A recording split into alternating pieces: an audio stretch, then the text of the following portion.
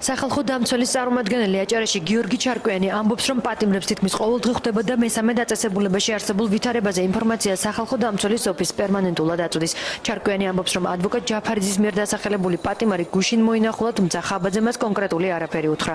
სახალხო დამცველის წარმომადგენელი აჭარაში საუბრობს სხვა ბრალდებულზე. ჩარკვიანის ინფორმაციით გიორგი ოქროპირიძე, რომელიც ვაკეში აბაშიძის ქუჩაზე მომხდარ მკოლობაშია ბრალდებული, იატაკზე წევს და მას ჰიგიენური პირობები არ აქვს. ოქროპირიძე სამედიცინო ექსპერტიზა ჩაუტარდა და იგი გუშინ გენერალურმა ინსპექციამაც დაკითხა. საჯარისლების დეპარტამენტის მესამე დაწესებულებაში დავდივარ სისტემატიურად და ხვდები პატიმრებს.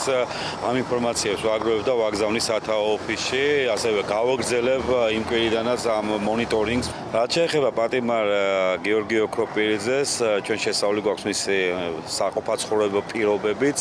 ის მოთავსებულია საკანში, რომელშიც არის მარტო, რომელიც არის მეთვალყურეობის ქვეშ.